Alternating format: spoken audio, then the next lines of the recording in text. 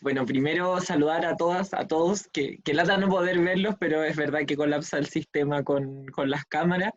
Primero agradecer mucho la invitación, de verdad yo creo que es urgente, sobre todo ustedes que son secundarios, pero que en algún momento serán universitarios, universitarias, el recambio en el movimiento estudiantil que tuvo un momento de mucho alza, de mucho auge, de ser un actor muy dinámico en el debate político, de determinar de alguna manera incluso las grandes discusiones que se daban en el país, pero que hace harto tiempo viene perdiendo cierta capacidad de relevancia o capacidad de organización o incluso de salir a la calle con la misma masividad que antes. Pese a que el conflicto por la educación, es decir, el malestar en torno a la educación, sigue súper vigente.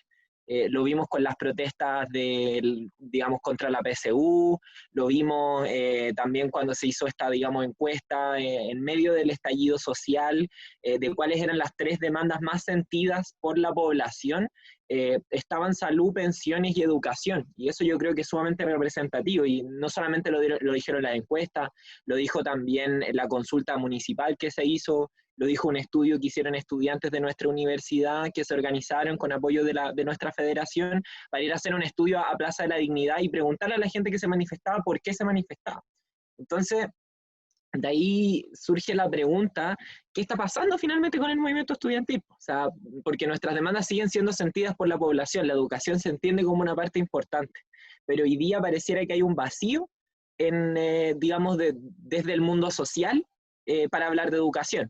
El Colegio de Profesores se moviliza principalmente por sus reivindicaciones laborales, por la precarización que viven, no propiamente tal para hablar de educación, lo que es legítimo, porque ellos también son una agrupación de trabajadores y trabajadoras que viven mucha precarización. Y no solo que viven mucha precarización, sino que también son un rubro muy feminizado, donde hay siempre muchas más profesoras que profesores. Y desde el movimiento estudiantil pareciera haber pocos liderazgos. Yo me imagino que antes ustedes escuchaban mucho, bueno, deben haber sido más chicos para el 2011, yo tengo 23, tampoco soy tan vieja. Eh, para el 2011 se escuchaba mucho hablar de la Confech, mucho hablar de la CONES, de la ACES, y la verdad es que esos referentes de a poco dejan de existir tanto en el debate, porque también es propio de los movimientos sociales que viven auges y caídas, digamos. O sea, hay momentos en que la ola está arriba, hay momentos en que la ola está abajo, y la pregunta ahora es qué hacemos para reconstruir finalmente esa posibilidad, o sea, cuáles son las líneas, digamos, hacia dónde tenemos que apuntar, porque finalmente no basta solamente con construir organización y empezar a organizarse y tener centros de estudiantes, sino que lo que se necesita justamente es tener un horizonte político, no necesariamente partidista, para el movimiento estudiantil. Estoy buscando unas preguntas que me había mandado Rui para guiarme. Las tengo aquí Bueno. si las quieres, también No, te las no, puedo sí, es decir. solo para Ah, tenerlas ya. porque yo soy Ya. así como dispersa, pero así enferma. Espérate un No, minuto que dale, te dale, dale. como... Es un problema, de hecho, la concentración, niña. De repente me voy, pero a cualquier parte. A ver.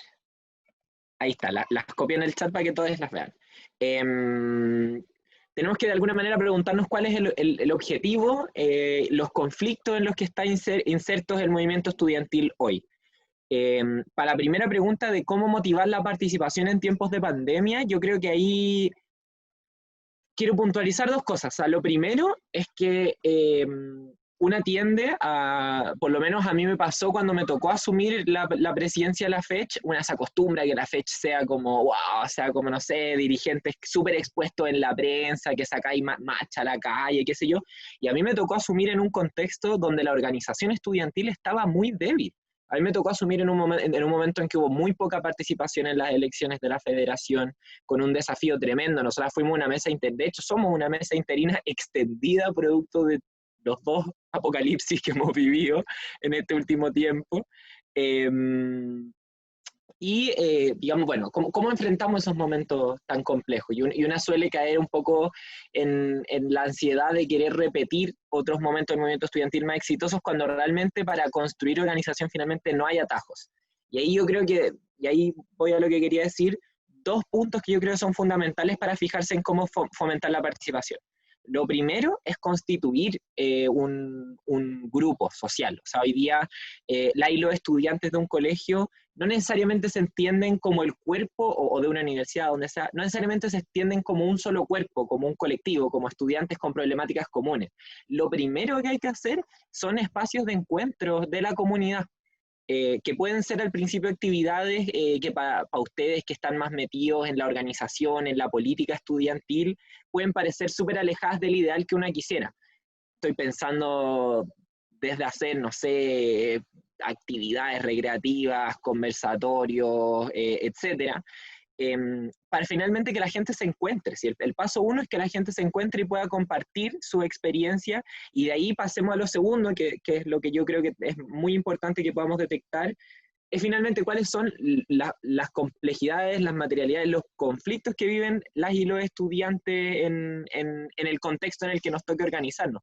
Voy a darles un ejemplo del movimiento universitario, que yo creo que es muy útil para pensar, o sea, como para ejemplificar lo que estoy tratando de decir. El 2011, la y los estudiantes se movilizaron por la educación pública gratuita de calidad. Lo que más sentían la y los estudiantes era el alto costo de pagar el arancel universitario. Luego, cuando llega el gobierno de la nueva mayoría, del que podemos tener la opinión que queramos, pero en los hechos se da una gratuidad que le da respuesta a muchas y muchos estudiantes que no podíamos pagar nuestras carreras, pero que no da la respuesta en todos los términos políticos que, digamos, que enunciaba el movimiento estudiantil, es decir, que no fuera una beca, que fuera una cuestión que fortaleciera directamente a las instituciones públicas y fuera finalmente un derecho social.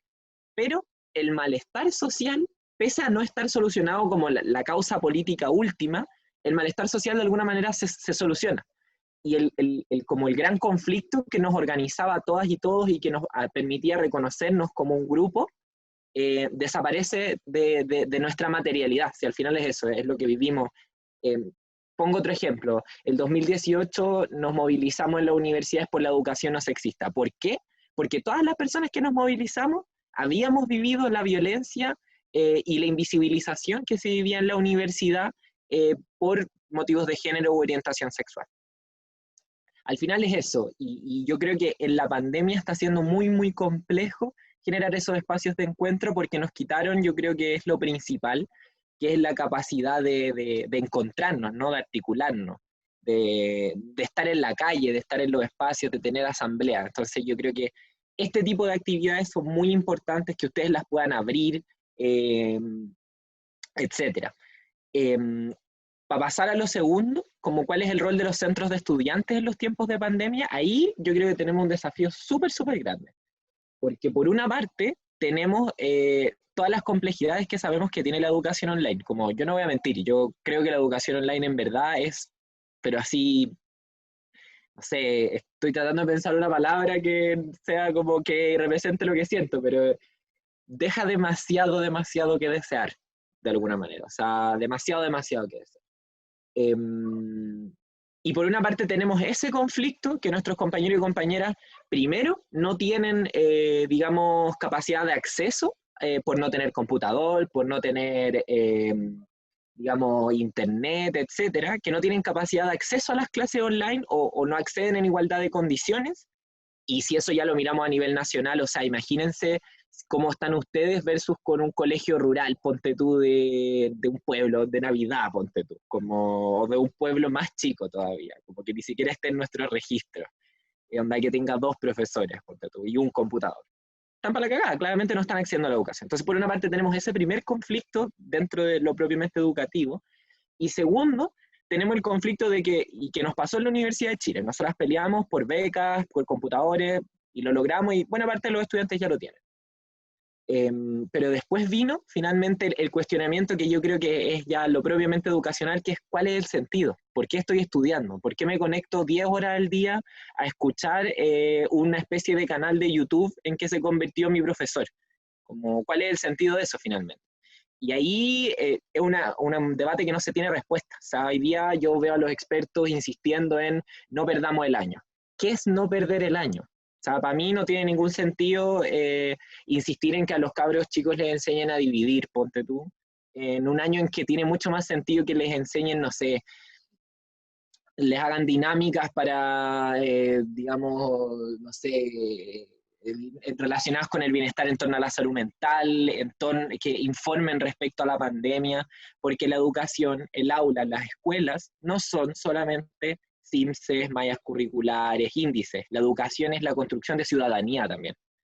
Y en los colegios se forma mucha ciudadanía. Entonces, tenemos ese reclamo, como ¿por qué estoy estudiando? ¿Para qué? Si este año no me está entregando herramientas, no estoy aprendiendo a dividir, porque no aprendo a dividir sola en mi casa con un video de YouTube, si no el colegio hubiera desaparecido hace caleta, si es fome.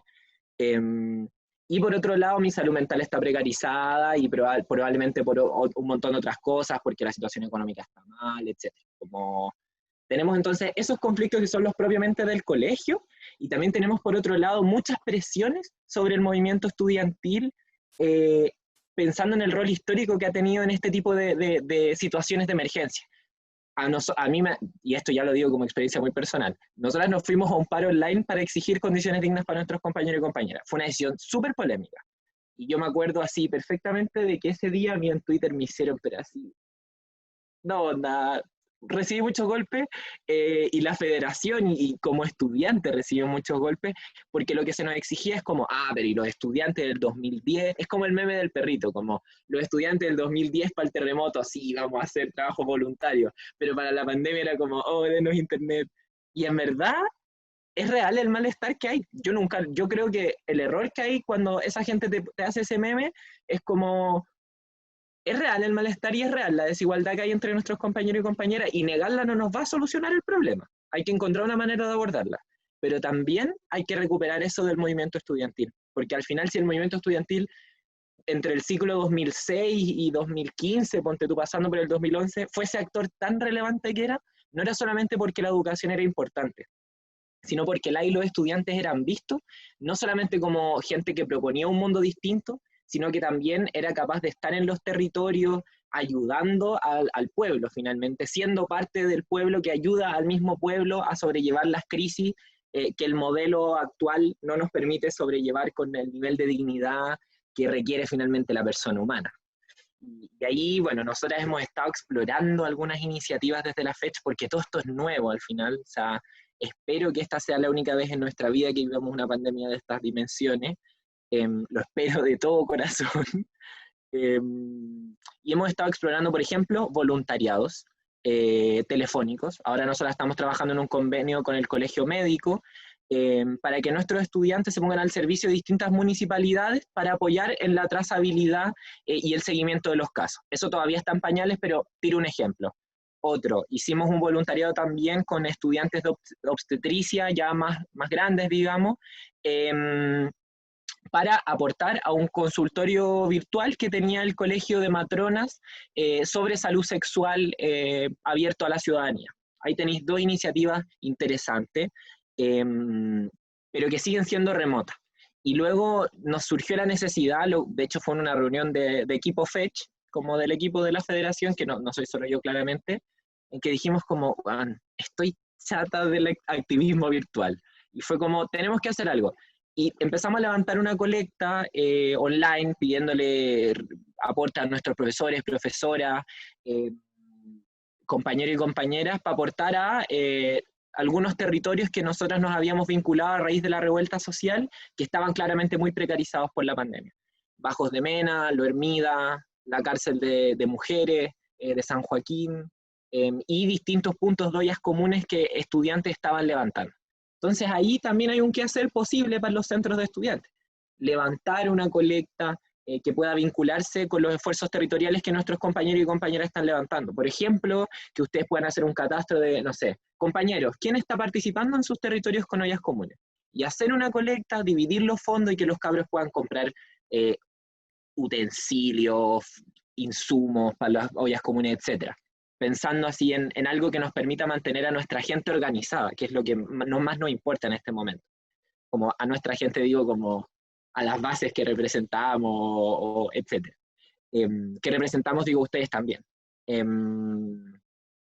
Entonces eso por una parte. También, bueno, y esto ya es más arriesgado y yo no quiero que quede como que estoy haciendo el llamado a nada, pero nosotras fuimos a entregar presencialmente también cajas a nuestros compañeros y compañeras y a la comunidad de Bajos de Mena.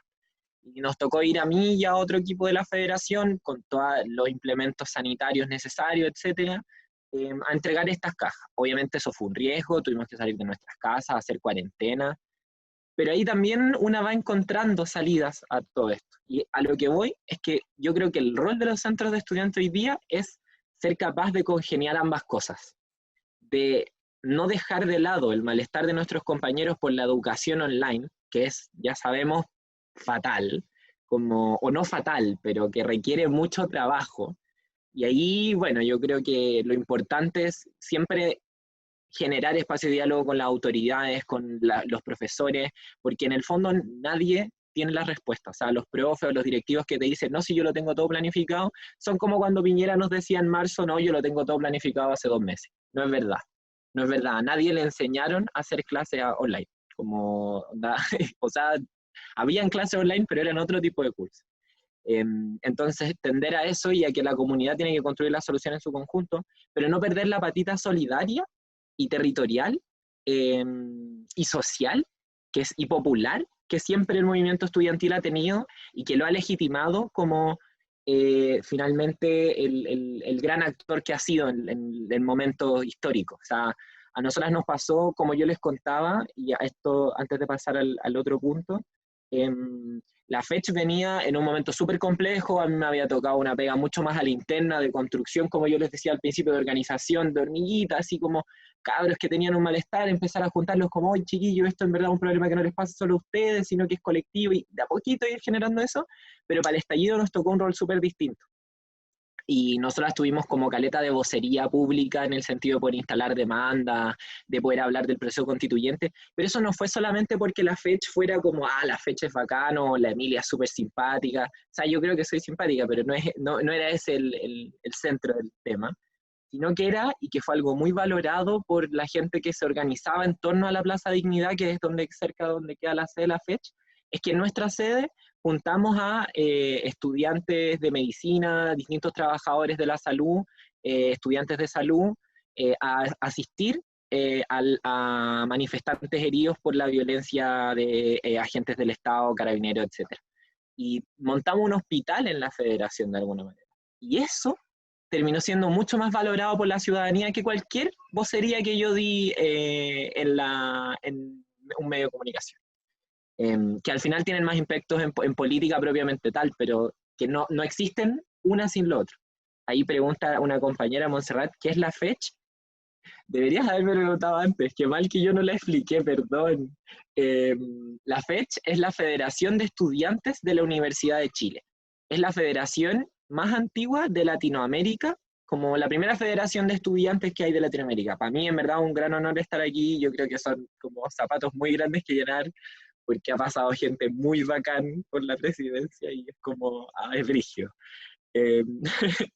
Pero eso, como también nuestros compañeros abogados y abogadas, yo soy de derecho también, nuestros compañeros y compañeras se organizaron para ir a asistir a la gente que está en las comisarías que le veía violados sus derechos de distintas formas. Entonces, con esas dos acciones, la fecha hizo más, insisto, que con cualquier instalación de una vocería por arriba, como de lo que estaba pasando, porque es un aporte concreto y que legitima finalmente la acción estudiantil. El tercer punto, para después habría que podamos tener diálogo, preguntas, ¿qué cambios tendrá el liderazgo estudiantil en la nueva normalidad? Es tremendo esta pregunta, pero yo creo que primero, antes de la nueva normalidad, ya el liderazgo estudiantil venía cambiando, yo creo por un gran factor que era el feminismo. Como yo creo que hace mucho tiempo que el feminismo se instaló como un tema que organiza a las y los estudiantes y les estudiantes transversalmente. O sea, y eso implica construir otro tipo de liderazgo, porque si una mira antes el movimiento estudiantil, a excepción de Camila Vallejo, los grandes rostros siempre eran hombres, de liderazgos bien... no quiero decir vertical como algo malo, pero sí un liderazgo fuertes más que horizontales. Y hoy día lo que a una se le exige es ser mucho más liderazgos horizontales. Justamente porque han ido cambiando los tiempos, las instituciones están decaídas, o sea, hoy día ni el ministro de Salud puede hacer una conferencia de prensa solo. Entonces los liderazgos en general se han ido colectivizando, las decisiones, se ha puesto como un foco mucho en el cómo se toman las decisiones, más en el cuáles son las decisiones, y al cual le tenemos que dar una vuelta, ¿no? Porque obviamente es muy importante cuáles son las decisiones, pero también es importante el que construyamos como, anoté la pregunta del plebiscito ahí, es una gran pregunta. Biblioteca se llama el compañero, pero asumo que no será una biblioteca. Ay, ¿qué estaba diciendo? Ya, pero eso, hay un cambio previo incluso un infiltrado. Hay un cambio previo a la pandemia, que es justamente esto, esta necesidad de hacer liderazgos más colectivos y más democráticos. Y además los estudiantes se empiezan a organizar por fuera de los grandes referentes. O sea, ustedes hoy día no están organizados, supongo, si no me la puedo equivocar, pero por dar un ejemplo, en torno a grandes referentes como es la ACES y la CONES, como son otros referentes, porque los estudiantes se empiezan a encontrar a raíz de otras cosas. No sé, en el mundo los profes. El Colegio de Profes es una organización bacán, muy legítima a nivel social y con una gran amplitud, pero por ejemplo muchas profesoras feministas hoy día eligen organizarse en la Red Docente Feminista, que es otra organización con la que hemos trabajado mucho desde la fecha. O en la fecha, ponte tú, yo llegué con un programa muy enfocado en disidencias sexuales, pero además hay una asamblea de disidencias sexuales en la universidad que claramente es un actor más legítimo para hablar por las demandas de las disidencias sexuales en la universidad, que si la fecha llega y se pone por encima y dice, no, yo soy la vocera de los estudiantes y yo voy a hablar de esto. No da, ya no hay agua en la piscina para ese tipo de liderazgo. Y lo segundo es que yo creo que, segundo y tercero, como de cómo cambia el liderazgo estudiantil, que hoy día tienen que ser, tocan tiempos muy difíciles, como muy difícil en el sentido de que hay que reconstruir la organización estudiantil. Yo creo que en la y los secundarios es distinto, pero cuando ustedes pasen a la universidad van a ver qué es lo que significa tener que reconstruir finalmente, o sea, una organización que no hay. Porque lamentablemente el modelo que vivimos no solamente nos empobrece y nos quita derechos, sino que nos quita tiempo para organizarnos. Y incluso culturalmente no tenemos la costumbre de organizarnos. Como es súper difícil que la organización incida, ponte tú, en el Estado. Y si uno mira a otros países, a mí me han invitado a estos foros internacionales ahora que como que ya no existe la frontera y todo eso, eh, y es como, weón, los movimientos sociales participan en decisiones del Estado, en mesas vinculantes, onda, al Estado le importa. Acá una cuando tiene una propuesta y el Estado no te pesca, chocáis contra una muralla, como le pasó al movimiento estudiantil después del 2011. Entonces, hay que recuperar como la organización como una herramienta, y yo creo que ahí la tarea más grande de los nuevos liderazgos es bueno, construir organización y darle sentido a esa organización tomando en cuenta los dos puntos que yo decía antes, o sea, una organización que le resuelva los problemas materiales a las y los estudiantes y que también pueda tener un potencial político de proyectarse más allá. Y ya después de eso vendrá un momento de pensar en demandas nacionales, la coyuntura también nos puede poner discusiones, pero hoy día yo creo que estamos en tiempos como de resistir, de reconstruir, y verdad, para eso yo creo que no hay atajos. Así que con eso me quedo con esa primera intervención. No sé si los chiquillos que están de moderadores quieren decir algo o pasamos a las preguntas, no sé.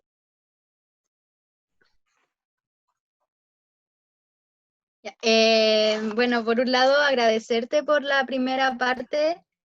Siento que podemos sacar un montón de buenas ideas, un montón de buenas formas en que nosotros podemos mejorar el liderazgo que tenemos en cada uno de nuestros colegios. Y no sé, hasta la hora está la pregunta del plebiscito, que tú ya la leíste, y si el resto tiene más preguntas, que las vayan poniendo al tiro, aun cuando la Emi esté hablando, nosotros las vamos a ir filtrando así, y vamos a írselas haciendo a medida que vayan saliendo. Sí, no, y si quieren decir algo, yo me encanta conversar. Agradecerles a ustedes de verdad. A mí me encanta como tener espacios de conversación con secundarias, porque creo que es súper necesario irse traspasando como conocimientos, herramientas, etcétera. Como que al final cuando uno llega, como a mí me pasó de pasar de organizarme como secundaria, universitaria, y llegué a la U y era como, ¿qué es esto? ¿Por qué funciona tan distinto al colegio? Como, lo único que se mantiene son las asambleas eternas y como durísimas. Sobre el plebiscito, claro, esta pandemia va a traer una crisis económica gigante. Y ahí yo creo que para abordar la discusión del plebiscito, más allá de si es octubre o otra fecha cercana, hay que tener en perspectiva lo urgente, pero no perder de vista lo importante. Y es que yo creo, ¿cómo se llama? Eh, que en el fondo la crisis económica va a requerir un viraje, como total, o sea, porque también, y ya no me quiero poner muy técnica, pero el crecimiento de la economía chilena hace tiempo que venía estancado, o sea, el crecimiento que se vio en los 90, posterior a la dictadura, no se sostuvo en los 2000. Como de alguna manera, si bien hubo un crecimiento muy grande, pasamos a ser el jaguar de Latinoamérica, pasamos a ser un país pobre a ser, digamos, uno de los más ricos de nuestro continente. Ese crecimiento no se sostenía porque estaba sentado en bases súper poco sustentables. Hoy día las grandes fortunas en Chile se han construido en base a dos grandes cosas. La extracción de recursos naturales directamente, sin ningún tipo de manufactura. En nuestro país hay nula industrialización. Y dos, la licitación, la privatización de servicios sociales, como las clínicas privadas, como las universidades privadas, como los colegios privados, como las AFP.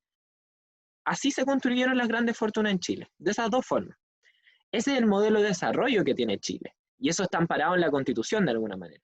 Y ahí, por eso vuelvo a lo que decía al principio, lo urgente hoy día es que todas las medidas se enfoquen en finalmente la dignidad de las personas, y no porque sea como una oposición como la vida versus la economía, sino porque incluso desde un punto de vista económico, si hoy día la gente está precarizada y no las apoyamos y se endeudan, eso en el futuro es una crisis económica, porque no vaya a tener, o sea, si hoy día la gente sale de la pandemia con un montón de deudas, no pueden gastar en consumo. Por eso, ponte tú, nosotras ayer fuimos a apoyar a hablar el proyecto que suspendía el cobro de los créditos por estudiar, porque en el fondo, hoy día, para una economía golpeada como la nuestra, no necesitamos que la gente le siga pasando plata directo al bolsillo del dueño del banco, sino que la utilicen en consumo para reactivar la economía. Y esos son conocimientos de economía así, muy básicos. Entonces, por una parte, claro, esa es la urgencia, la dignidad de las personas, pero en el largo plazo no vamos a poder salir nunca de la situación en la que estamos si no hacemos el plebiscito. Porque el plebiscito y la discusión constitucional yo creo que nos permite no solamente garantizar derechos, sino que repensar cómo el modelo de desarrollo de nuestro país, que está así agotadísimo, que tiene la cagada, porque si uno lo mira desde la educación, hay un montón de ofertas de universidades privadas, descontroladas, sin sustento en el mercado laboral, y tenemos un montón de personas que son capital humano, que son fuerza de trabajo, que estudiaron y que están altamente capacitadas, pero que trabajan en Uber, que trabajan en el sector servicios, que trabajan en el retail, y que no son trabajos indignos, son trabajos precarizados, y no son los trabajos para los que estudiar. Entonces estamos perdiendo capacidades, estamos perdiendo recursos, solamente porque así se construyen las grandes fortunas en Chile. Entonces, para mí, así ya mi opinión, como no lo filtren, yo creo que hay que revisar si el plebiscito se puede hacer en octubre, pero el plebiscito se tiene que hacer cuanto antes, porque aparte es falso que se va a gastar tanta plata ahí. Finalmente no se va a gastar tanto dinero, pero hoy día yo creo que hay que analizarlo porque estamos a 4 meses y no podemos hacer campaña, y al no poder hacer campaña lo que gana es la desinformación, la ignorancia y la baja participación, y eso es lo peor para una constitución que busca como que volvamos a ser un país, porque yo hoy día creo que somos como un país, pero tenemos que volver a constituirnos como país, y si una constitución no democrática y como que la participación la desborde, no creo que sirva como para ese efecto. Había otra pregunta, es ¿qué cosas positivas y negativas crees que trae el sistema de formación de mesa directiva DOL? Creo que se llama de la Chile. Hoy me encanta este tema porque yo odio este sistema, así que les voy a plantear todas mis quejas. Para quienes no saben, el sistema de integración de nuestra federación es integrada. Es decir, se presentan distintas listas con 5 candidaturas, porque la federación tiene 5 cargos, pero de esas listas, solo la persona más votada va a integrar la mesa. Entonces, la presidencia la gana la persona de la persona más votada de la lista más votada de las elecciones. La segunda persona lo mismo, Y cuando una lista dobla a la lista que está al final, ingresa y empieza a ocupar un cargo. ¿Cuáles son los problemas de estos? Primero, el voto es un enredo, pero así, brutal. Yo no iba de candidata prioritaria de mi lista, íbamos dentro de la alianza del Frente Amplio, pero la candidata prioritaria era de Revolución Democrática. Yo era la segunda candidata. Entonces, quienes decidieron hacerme campaña a mí como presidenta, teníamos que llamar a marcar, donde en el voto salía como lista C, ponte tú, y una puede votar por la lista, y es un voto lista que se suma al orden preestablecido, o puedes votar por las personas. Y mi nombre estaba en la tercera rayita, entonces teníamos que decirle a la gente, loco, si queréis votar por esta mina, cuenta 1, 2, 3, encuentra su nombre y márcalo al lado. Entonces, imagínense eso, así, no sé, ¿cuántos mechones entran a la Chile al año? No sé, 10.000, ponte tú. Explicarle a 10.000 mechones que así se vota, no se puede. O sea, a mí, de mis amigas de mi generación, que cuando yo fui a la fecha íbamos en quinto de la universidad, se me acercaban a decirme, buena, voté por ti. Y yo le dije, ¿y marcaste mi nombre? No, pues marqué la lista. Y era como, no. Onda, se producen distorsiones democráticas brutales. Además, este sistema yo creo que no fortalece los proyectos colectivos, sino que fortalece las candidaturas individuales. Es decir, yo lo vi mucho en mi campaña y a mí me cargó. Creo que todas las candidatas teníamos un exceso de relato en torno a la vivencia personal y no en torno a cuál es el proyecto colectivo que presentábamos a la federación. Y ahí traicionamos finalmente lo que necesitamos en este momento, que es liderazgos colectivos y como organización colectiva. Entonces, ponte tú, no sé, yo de repente miraba como las campañas y decía como, loco, ¿qué onda que aquí estamos compitiendo historias de vida? Como, ¿quién es la primera de su familia en entrar a la universidad? Yo que soy trans, una cabra que era mamá, que al final somos las 3 cabras que somos de la mesa, que somos mucho más que eso también. También por respeto a las mismas compañeras, nos tienen que dejar ser políticas y no ser solo caricaturas, ¿cachai? Yo también planteé mis descargos, obviamente, a mi organización y a mí me dejaron ser caleta y no como andar florereando con mi historia de vida, pero en el fondo yo creo que fortalece las candidaturas individuales y no los proyectos colectivos, porque dentro de las listas se producen competencias. O sea, por ejemplo, que yo les contaba, yo competí con la número 1 de mi lista porque teníamos proyectos políticos distintos, pero en la campaña eso no se ve tanto, sino que son 2 personas, solamente, no 2 proyectos. En cambio, si hubiéramos sido una lista, nuestros proyectos tenían que coexistir y se forzaban a hacer un solo proyecto. Y genera distorsiones democráticas, porque, por ejemplo, en las últimas elecciones, la lista más votada por lejos fue la nuestra, la del Frente Amplio, tanto así que integramos la presidencia y la vicepresidencia, pero sin embargo el resto de la mesa no. Y eso impide que un proyecto que tiene mucha adhesión pueda implementar un programa, porque también dentro de las mesas integradas, ponele que siempre en la fecha, este año no, la presidencia es de izquierda, Frente Amplio Comunista, y la Secretaría Ejecutiva, que es el último cargo, es de derecha. Entonces ustedes se imaginarán las zancadillas que hay al interior de la mesa, son brutales. Entonces, como que yo en general el sistema no lo recomiendo para nada. Nosotras hace rato estamos intentando impulsar, por lo menos desde como mis compañeras como de organización, el que la mesa se cierre. Pero yo creo que cerrada o abierta, como eso depende del momento histórico que estamos viendo, porque esta mesa directiva DOLT se adoptó en los 90 en la fecha, porque era muy fuerte cargar para los colectivos grandes y las organizaciones grandes sola con la federación porque requiere mucha pega y necesitaban involucrar a los colectivos pequeños en sostener la federación. Entonces abrieron esto para socializar de alguna manera el hacerse cargo de la federación. Pero hoy día necesita algo distinto. Pero va cambiando respecto al momento histórico. ¿Se podría llegar a hablar de un paro online? Hoy yo estoy leyendo las preguntas. Quizás lo quieren hacer ustedes, chiquillos, perdón. No, dale nomás, si como te parezca mejor.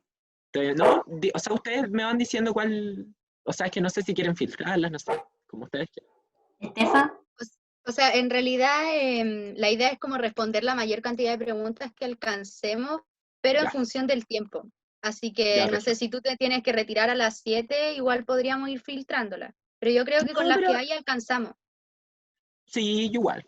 ¿Sí? Y la hago más rápida. ¿Se podría llegar a hablar de un paro online nacional de secundario? Yo creo que sí. Como yo creo que de hecho la discusión está. Lo estamos hablando. Lo estamos hablando en este momento.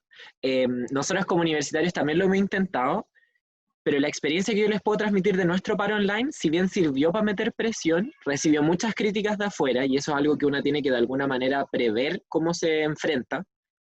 porque hay que enfrentarlo, no es tenerle miedo. Ponte tú, nosotras al tiro vimos como las primeras críticas y fue como ya, saquemos iniciativas solidarias y no olvidamos el problema. Como si alguien dice como, ay, los estudiantes puro reclaman, no, mira, estamos haciendo esto. Saludos, como boomers del mundo. Pero el paro online es súper difícil de controlar porque en el fondo, ¿cómo fiscalizáis que la gente se conecte o no? O que los profes no hagan clase, porque ponte tú, profes de nuestra universidad, con carreras que hoy día están en paro, puta, se conectan, no ven a nadie, ponen la cámara, graban la clase y la suben y chao. Como que está difícil de controlar. Entonces, como que yo creo que todos esos son puntos que uno tiene que evaluar a la hora de irse al paro, porque el paro como herramienta es una herramienta, no un fin en sí mismo. Y el paro, si te sirve para avanzar en los dos puntos que decíamos anteriormente, dignidad para los cabros en la educación o solidaridad con el pueblo, démosle al paro, si te sirve alguno de esos dos objetivos que tú tienes. Pero si no, o si te dificulta los objetivos, mejor buscar otra alternativa. Pero yo creo que es una discusión que hay que tener. Nosotras, ponte tú, como universitario, estamos viendo, nosotros con la Chile ahora, ponte tú, la estrategia que adoptamos fue, no vamos a tener un paro de universidad como tuvimos en marzo, sino que vamos a tener paros por carrera y nuestra pega va a ser focalizada, porque hay carreras que ya están funcionando bien. Entonces, las carreras que están para la cagada, yo estoy súper metida encima presionando a las autoridades y presionando al rector para que presione a los decanos para que esa cuestión avance y destrabar las negociaciones. Pero en el fondo como que desconcentramos la pega y la federación le cede un poco de esa pega a los centros de estudiantes por carrera. Porque, recogiendo la pregunta anterior de la compañera, la Federación de Estudiantes es como el órgano que representa a todos los estudiantes de la universidad, pero en base como a tener un consejo de centros de estudiantes que componen el órgano donde se toman las decisiones de la federación. Es decir, yo no decido sola, sino que si yo quiero hacer algo, lo tengo que presentar a los centros de estudiantes y ellos me dicen sí, no, o lo discutimos. Entonces eso, como esa es la estrategia que nosotros hemos adoptado. ¿Cómo es el cambio de la organización estudiantil secundaria a la organización estudiantil universitaria y qué tan difícil es involucrarse activamente y cuáles son las mayores diferencias? Ay, esto yo creo que es súper cuático, como a mí me pasó,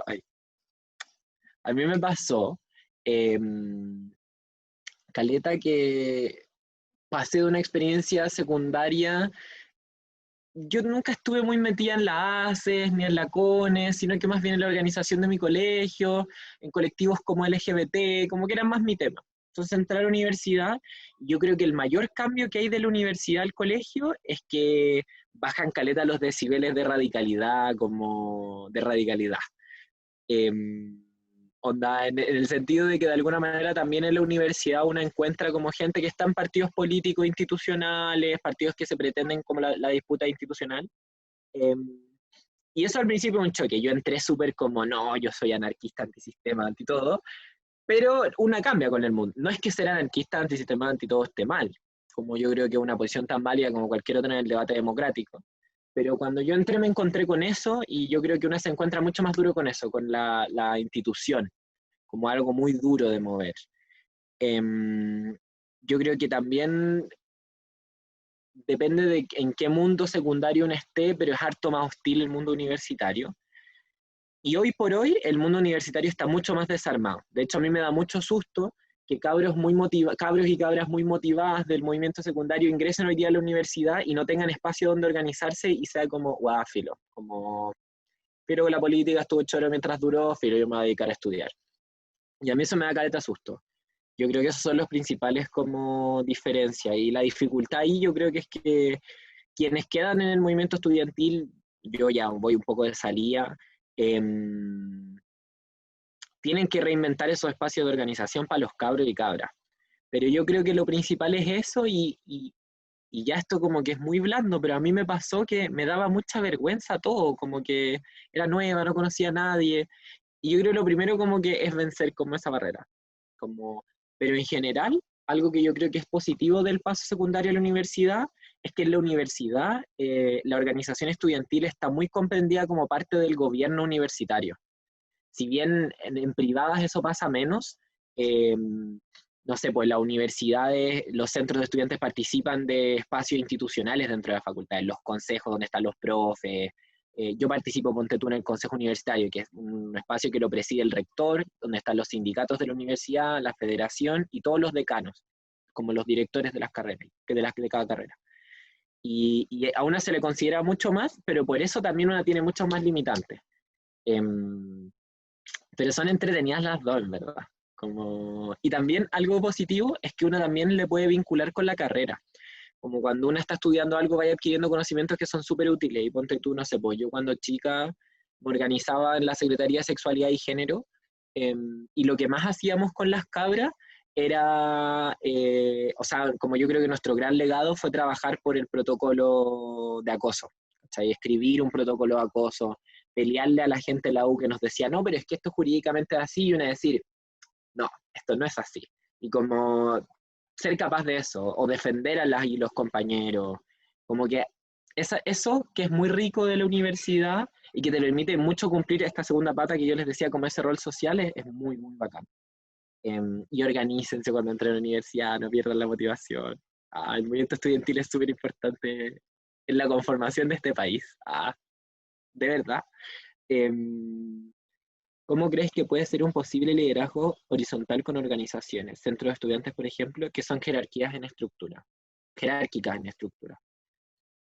Claro, es que yo siento que la jerarquía, como que ahí también hay que ponderar, como yo no creo en el asambleísmo, esta es mi posición personal, pero creo que como tomar todas las decisiones en asambleas también estanca mucho.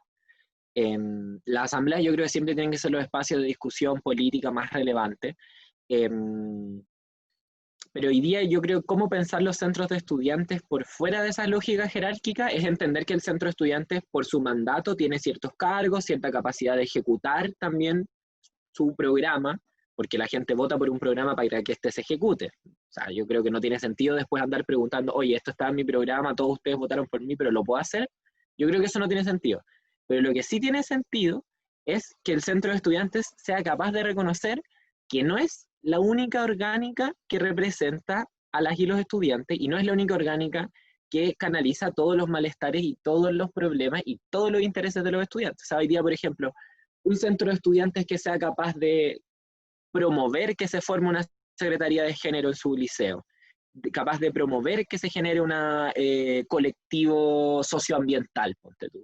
Promover y en el fondo ir generando nuevos actores y que el centro de estudiantes no se vea solo, sino que se vea con los cabros que se organizan en torno al medio ambiente, con las cabras que se organizan en torno al feminismo y quizás son muchas chapitas que van a ser más pequeñas que como estos centros de estudiantes o federaciones robustas de otro ciclo, pero que es la forma de dar cuenta hoy día de diversidades, de formas de organización, porque hoy día hay cabros del movimiento estudiantil que no se quieren organizar en torno a la institucionalidad estudiantil, que yo creo que tienen que tener una opinión y tienen que votar, por supuesto, o sea, creo que es algo que deberíamos hacer todos, pero que no necesariamente tienen que apostar a canalizar todos sus intereses por ahí.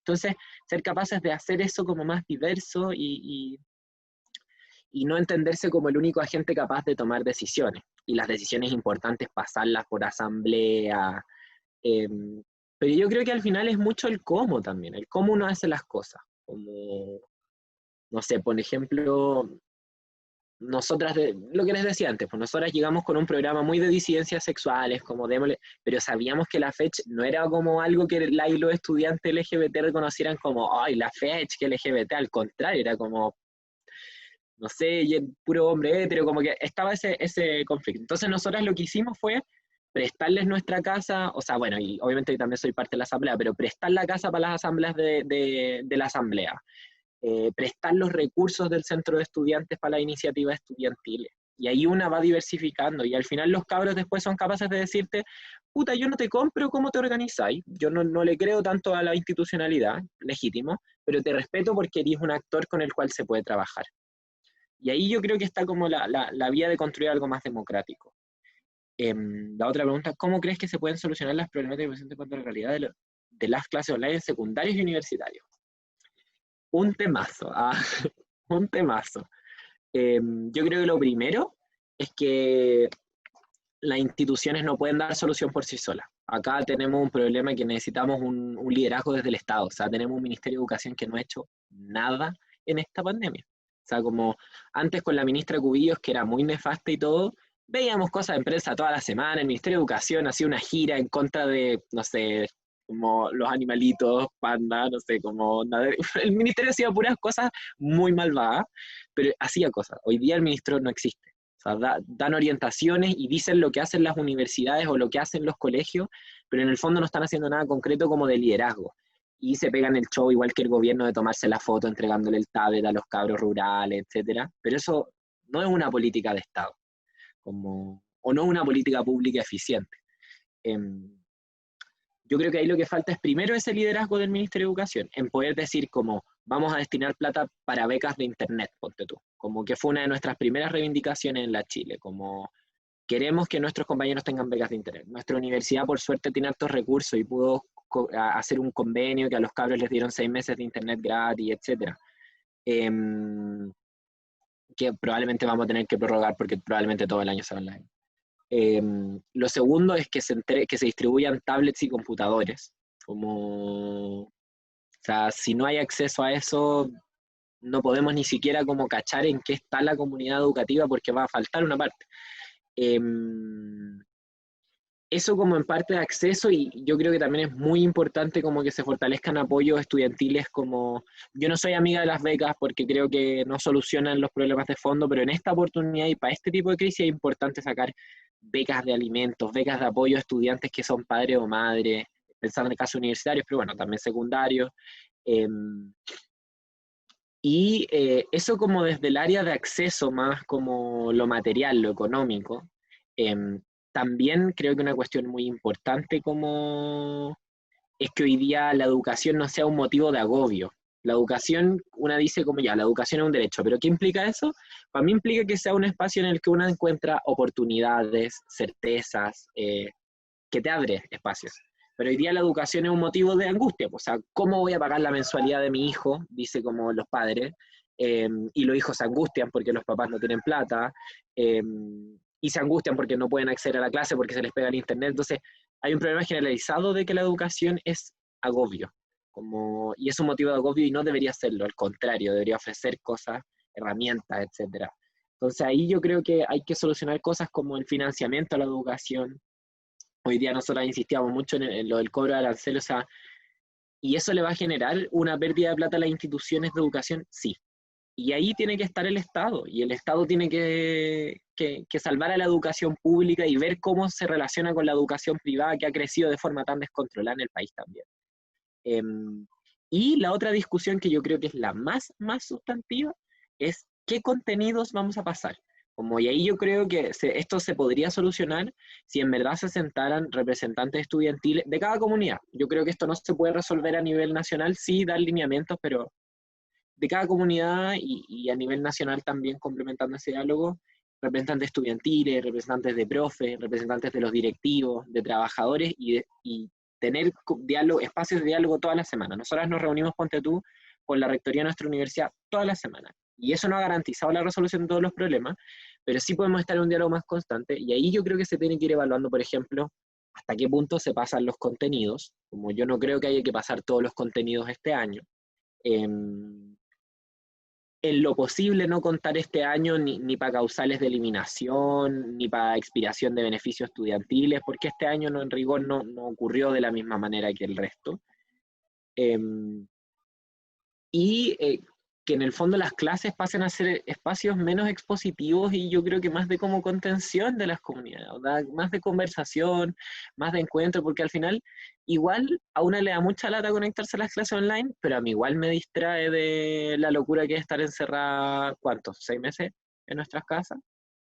Entonces la solución tampoco es suspender las clases, la solución tampoco es mantener las clases como están. Yo creo que la solución es adaptar la educación a la crisis y poner el foco en el cuidado de la vida, en el amplio sentido de la palabra.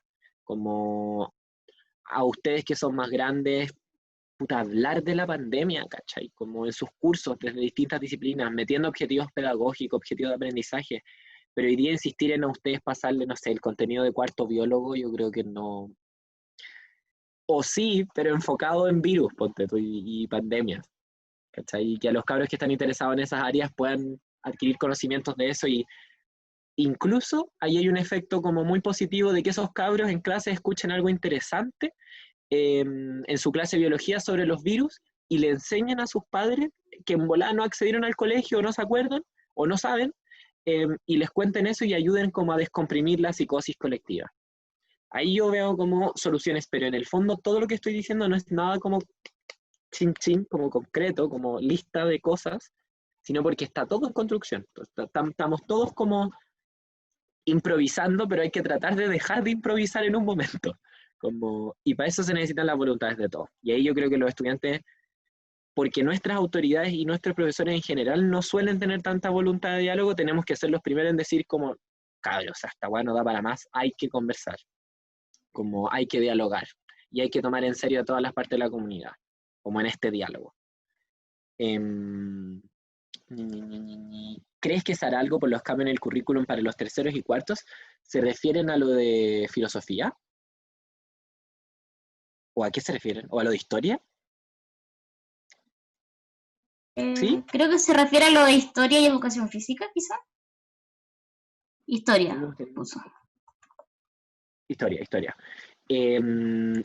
Yo creo que es muy difícil que se haga algo, y aquí yo voy a esbozar una crítica muy constructiva al colegio de profesores que yo le tengo. Yo trabajo mucho con el colegio de profesores, como muy buena onda con ellos, pero creo que les falta tener posición en las grandes discusiones respecto a currículum y respecto a educación, y no ser solamente un representante de trabajadores y trabajadoras, sino también de trabajadores y trabajadoras de la educación.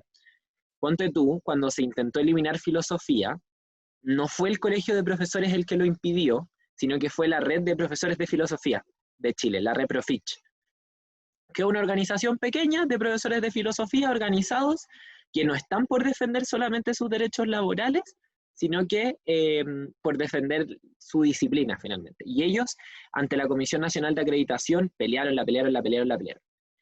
Yo creo que es muy difícil que hoy día se haga algo por eso, porque ahí hay mucha como discusión técnica a la cual a los estudiantes les es muy difícil llegar, y también porque el movimiento estudiantil secundario, como es más radical y más rebelde, y que yo creo que en general es un rol bacán, como no hubiéramos tenido 18 de octubre sin el bloqueo del metro, que fue hermoso, pero en general los secundarios no llegan a esos espacios, como no llega a su representación, y los universitarios no nos dejan hablar por los secundarios. Y en general a los universitarios tampoco nos pescan mucho en esas comisiones. Pero ahí yo creo que lo que falta es que algún actor social ponga esas discusiones, porque como la tecnocracia de la política no va a dar esa respuesta, porque al final están pensando en puros criterios de estandarización como SIMS, CPCU. Como en general los expertos en educación, por lo menos de este gobierno, yo lo que veo es que solo piensan en eso, como rendimiento, índice, etc. Como y la educación es tanto más, es tan bonito. Yo de hecho me arrepiento de no haber estudiado para ser profe. ¿Qué pienso del lenguaje inclusivo? ¿Sientes que debería usarse en las salas de clase o en instancias más formales? Es una pregunta muy heavy. Yo primero no creo que el lenguaje construya realidad necesariamente. O sea, como a mí como persona trans, me apaña demasiado que la gente use el lenguaje inclusivo. Yo me indigno y me vuelvo loca cuando alguien no respeta mi identidad o la de mis compañeros. Pero nosotras igual vivimos una precarización más allá, como yo tengo menos oportunidades laborales que mis compañeras, como siendo mujeres incluso. Tengo menos oportunidades laborales, tengo menor esperanza de vida. La vida de las mujeres trans en Latinoamérica en promedio llega a los 35 años. Yo tengo 23, como para que dimensionen lo heavy que es. Entonces, el lenguaje inclusivo permite poner un tema en la palestra, sí, pero no es la última reivindicación, y con eso no se construye una sociedad inclusiva. O sea, es un paso. A mí la RAE me importa poco, lo admito, pero es un paso que no nos puede dejar contentas. Pero no por eso se deja de pelear. Lo ponte tú, nosotros igual en la Chile hemos peleado harto por eso, y hay profes que lo están incorporando, y yo creo que en las aulas está bien usarlo. O sea, no es algo que genere un perjuicio, por el contrario, ayuda, porque en el lenguaje también, cuando los niños y niñas van creciendo, van configurando su mundo en su cabeza, o sea, de alguna manera. Y si te dicen que existe algo que no es ni hombre ni mujer, que existen más posibilidades, una va construyendo un mundo en que en su cabeza eso existe, porque el sexismo, el odio a las disidencias sexuales no es una cuestión innata. O sea, los compañeros que son acosadores, abusadores, no nacen siendo malos, no nacen siendo machos, no es como, no hay esencia, sino que los educan en el patriarcado. En sus casas les enseñan que está bien pegarle a los demás, que está bien molestar a las niñitas. En el colegio las profesoras son más permisivas con los estudiantes hombres cuando desordenan la clase. Todo eso, y en los conocimientos, en la historia solo se muestran hombres siendo líderes, entonces todo eso también construye eso. Y el lenguaje, los contenidos en el aula se puede hacer mucho. Hoy, vuelvo a la pregunta, disculpa, pero ¿por qué disminuye tanto la esperanza de vida de mujeres trans? Me tiré el pelo para atrás porque este es mi tema. Porque la mayoría de las mujeres trans, en general la esperanza de vida en personas trans es bajo los 40 años, pues durante toda su vida sufren mucha discriminación, tal cual.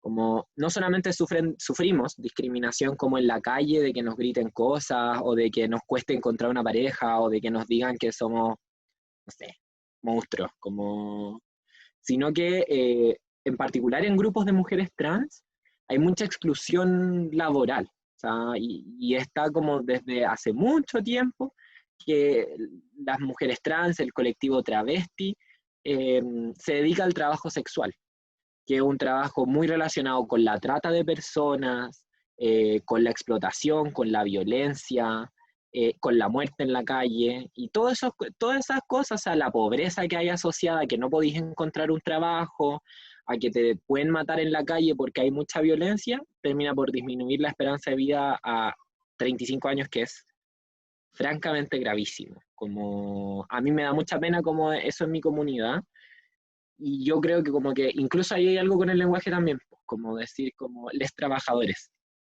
O sea, como la gente trans, la gente disidente no binaria, también somos trabajadores y nuestra fuerza de trabajo también es relevante y también somos capaces de ser estudiantes y yo creo que eso no está tanto en nuestras cabezas. Como a mí me costó mucho creerme el cuento, ponte tú, de que yo podía ser dirigente política. Como cuando yo hice mi transición, yo dije, ya, filo, bueno, voy a tener que dejar esto hasta acá, como, filo. Espérate, llegó una pregunta de los baños, pero claro, creo que también las mujeres trans tienen menos esperanza de vida por ser trans y ser mujeres, lamentablemente, sí. Como habitar en el espectro de lo femenino amplio, incluso, por ejemplo, un hombre gay muy afeminado, siempre en general se está más expuesto a violencia. Y es súper lamentable. Y ese es el maldito patriarcado. Ay, sorry. Voy a volver a una pregunta antes de la del baño porque se me había pasado. A mí me gustaría que en nuestro colegio eduquen acerca de la salud mental, pues es algo muy necesario y que necesitamos normalizar, pero mi pregunta es, ¿cómo puedo convencer a los profes y rectoría para que hablen del tema? Porque siempre que hablan no lo hacen tan bien y me da miedo que en vez de informar, desinformen. Yo creo que para convencer de la importancia de lo que está pasando, tenéis un gran ejemplo que es que hasta el gobierno, que lo ha hecho así, pero mal, está hablando de salud mental. Como, onda, el rector de nuestra universidad, de la Chile, es como psiquiatra y como que es súper experto en temas de salud mental y está participando como en la mesa de salud mental del gobierno. Entonces, ahí yo creo que tenéis un argumento muy claro, o sea, como le podéis mostrar incluso una noticia a tu director, como, loco, onda, esta weá es importante, lo está discutiendo hasta el gobierno, hagamos algo. Y en verdad, en estos tiempos, negar que hay una crisis de la salud mental, o sea, que levante la mano acá el que no ha tenido una crisis como en estas semanas, como, onda, la cosa está heavy. ¿Y cómo puedo convencer para que hablen del tema sin que desinformen? Podrías armar tú un panel y proponerlo como una actividad en conjunto, ponte tú, del estamento estudiantil con la dirección. Y se aprovecha de acercar posiciones, de estrechar lazos con las autoridades y como espacios de diálogo, obviamente si son autoridades como con las que se puede dialogar, porque también hay algunos con los que no. Pero yo creo que eso es lo mejor, generar como tú como con una perspectiva crítica, ponte tú invitando, no sé, a otra dirigente secundaria, a una dirigente universitaria, a un político, un doctor, un experto, y generar espacios de conversación y irlo tematizando en las clases. Yo creo que también algo interesante que nosotros hacíamos con la Secretaría de Género en mi facultad, que para los días como, no sé, por el día del aborto, ponte tú, nos distribuíamos todas en todas nuestras clases y era como ya, a la primera hora todas vamos a levantar la mano en la clase y vamos a meter el tema y vamos a turearla para que la weá se discuta en la clase. Y eso yo creo que en algunas clases te mandaban a la cresta, era como, ya, ¿qué está haciendo usted, señorita? La cuestión, como, este no es el tema, estamos hablando de derecho civil. Y yo como, no, pero es que el aborto es la cuestión. Y ahí hay una manera interesante que yo creo que los estudiantes en este contexto pueden meter un tema, como porque una puede ser súper insistente. Y si el profe, como si el profe cacha, o sea, como si es un profe bacán, va a saber que orientar la clase a vincularla con ese tema es bacán. Si es un profe de mala onda, va a resistirse, pero va a fracasar. No.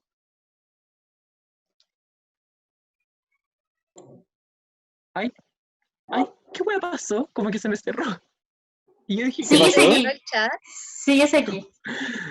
No, Sí, se me había sigues. cerrado la ventana y yo dije como, hoy se les acabó a los cabros, qué pena. No, no. Espérate, un segundo. Entonces eso era lo que iba a decir, sí, como tematizar, o sea, un profe va a fracasar si es que se resiste a tomar el tema porque en el fondo la clase toma el rumbo que toma. Y si todos los cabros se ponen a hablar del tema, todos los cabros se van a poner a hablar del tema. Ay, me Como encantan para las ir, últimas.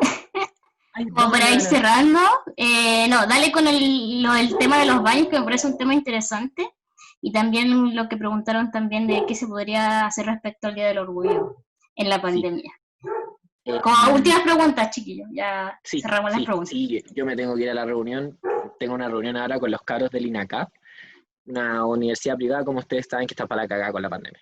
Y como, filo, la fecha como que igual es una herramienta pues, no solo para estudiantes como de nuestra universidad, sino que en general. Sobre los baños, yo creo que es un temazo, como a priori si tú me decís como la política del colegio solo va a ser que a los baños le sacamos las etiquetas y no hacemos nada más, yo te digo que no. Porque en el fondo, claro, a estudiantes trans, no binarias nos va a solucionar el tema, pero también nos va a exponer. Si no te encargáis de educar a los cabros en la no violencia, probablemente en el baño va a ocurrir violencia. E incluso si no repiensas el baño espacialmente, va a haber violencia en el baño. Va a haber acoso, va a haber abuso, va a haber todas esas cosas que pasan porque es una realidad. Lo que hicimos en una facultad de la universidad, en la Facultad de Arquitectura y Urbanismo, que de hecho, como yo les decía, los estudiantes pusieron al servicio de esa transformación su conocimiento, los estudiantes diseñaron un baño no binario, ¿cómo se imaginan un baño ellos? Sin género. Y este baño tiene caleta de características, es decir, todos los espacios para usar como el water, digamos, el baño, hacer tus necesidades, son cerrados. El baño tiene muchas ventanas fuera de esos espacios cerrados para que el espacio no esté cerrado y no sea propicio para digamos, eh, situación de violencia, porque se puede ver de afuera en el fondo, entonces no es un espacio cerrado.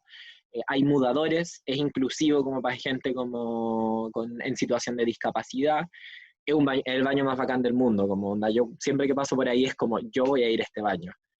Pero en el fondo es repensar todo eso, o sea, en un colegio para implementar esto, tenéis que enseñarle a los cabros del tema, como hablar de violencia, hablar de acoso, de abuso, de consentimiento, de sexualidad, distribuir el baño mejor, y recién ahí yo te digo, sí, ok, juntémonos todos en los baños, porque en verdad no tiene sentido usar baños distintos. Pero si vaya a dejar los urinales ahí, la hueá cerrada, cochinas, sin puerta, como son los baños de muchos colegios, yo creo que podéis generar más situaciones de violencia que evitarlas. Pero a mí me cargan los baños con género, me cargan todas las cosas que son divididas por género, ¿verdad? Ah. Y la última pregunta que es muy bacán, ¿qué se podría hacer respecto al Día del Orgullo LGBTIQ+, en pandemia? Yo creo que a estas alturas igual los webinars como este tipo son bacanes, pero también son poco creativos. Nosotras de hecho estamos pensando qué voy a hacer. Vamos a hacer probablemente un webinar también, pero yo creo que lo interesante puede ser qué tema aborden. Temas que yo les puedo sugerir, yo creo que para los colegios hacer campañas informativas de educación sexual integral, porque en los colegios no hay, es muy importante. O sea, hoy día se está discutiendo en el Congreso un proyecto de ley de educación sexual integral que los sectores conservadores se están oponiendo así a rajatabla. Onda, cambiaron a un diputado de la Comisión de Educación la derecha y salió como el Diego Chalper, no sé si lo conoce, y pusieron a un evangélico en la Comisión de Educación para que el lobby evangélico pueda estar en la webinar o como se escriba. Webinars son estos, Zoom, como charlas Zoom. Tienen un pésimo nombre, pero así le dice como toda la gente adulta ejecutiva, entonces como, no el webinar. Mi madrastra, tú todo el día dice, ah, ya está en un webinar. Y es como, bueno, un webinar. hablar de educación sexual integral y yo creo que también algo muy interesante que hicieron en su momento algunas organizaciones LGBT es generar como recomendaciones. Ponte tú, películas LGBT, libros LGBT, series LGBT, porque algo que nos pasa mucho a la gente LGBT, que la precarización no solamente está en las condiciones materiales, sino que está en nuestra propia cabeza, porque no tenemos referencia. Yo cuando chica era un amante de las teleseries y durísima del amor romántico, me he tenido que ir deconstruyendo con el tiempo, pero nunca veía a nadie como yo en la tele. Entonces crecí sintiendo que yo jamás iba a poder acceder a eso, a tener una familia, a tener pololo, y después uno se encuentra la vida con que sí se puede, ¿cachai? Pero ese tipo de referencias es súper importante. Entonces visibilizar eso a los cabros LGBT en los colegios les hace bien ver películas, identificarse, que al final una piensa que una no existe. Eso por una parte, hablar de educación sexual integral, hablar del origen del Día del Orgullo, porque lo que vemos en Chile es como pelear por el matrimonio igualitario, carros con marca, pero en verdad, onda, les recomiendo, por si no cachan lo que es, busquen lo que son las revueltas de Stonewall, que son las que generan este hito, que son revueltas sociales contra la represión policial que vivía la población LGBT, protagonizados por mujeres travestis, mujeres trans negras, en Estados Unidos. Y yo creo que recuperar esos orígenes nos permite pensar el presente, porque yo creo que la marcha este domingo hubiera estado cuática post estallido social. No hubiera sido lo mismo que años pasados. O sea, Ariel Levy promocionando a, no sé, Uber y Coca-Cola. No, perrita, yo no creo que eso hubiera sido la marcha del orgullo este año. En junio todos lucas con el plan, pero el resto del año no pesca mucho el movimiento. Una vez yo estaba en un conversatorio en el que había un auspiciador que era Uber y Starbucks, y una cabra empezó a despotricar, así como, no, nosotras somos trans y no estamos ni ahí con ustedes porque bla, bla, bla, son como la mierda, qué sé yo. Y estábamos como, sí, prima, dalo todo, dilo tuyo. Y de repente una loca del público se levanta y dice, pero si Starbucks es súper bacán, no, Uber es súper bacán, le hemos dado pega a mujeres trans. Y le preguntan, ¿y cuántas mujeres trans trabajan en su empresa? 2. Y fue como, ya, el chiste se contó solo, como, onda, ustedes están auspiciando un evento LGBT y tienen a 2 minas trans trabajando en su cagada. No, fue como no, onda no. Y lo último que les puedo aportar para el Día del Orgullo, yo creo que es que se pueden vincular con campañas que estén apoyando a personas de las disidencias sexuales que están viviendo esta pandemia muy mal. La OTD Chile, yo se las recomiendo porque es una organización con la que yo tengo mucho cariño, está haciendo, ponte tú, una colecta para personas transmigrantes. Sumarse a esa iniciativa es súper interesante, es un apañe, y también ponte tú generar espacios de contención, no sé, yo pienso en un círculo de contención de disidencias sexuales que organiza el Centro de Estudiantes o la Federación de Reeducación Ignaciana, ponte tú, como... Y los cabros se van a juntar a contarse su experiencia, a descargarse, a llorar, y de repente son instancias súper heavy, pero que apañan caleta, como en estos tiempos, sobre todo porque en las casas, los cabros que no han salido del closet están viviendo un nivel de violencia brutal. O sea, yo me imagino cuando chica, encerrada en mi casa, sin poder decirle a nadie que soy trans, vuelta mona porque no puedo salir de acá y hacer quien soy, o sea, hubiera sido súper cuático, muy violento. Eso les puedo aportar. Ya. Y para Oye, terminar, muchísimas gracias. Nacho, la Dani ¿nos da el tenía una tiempo? pregunta.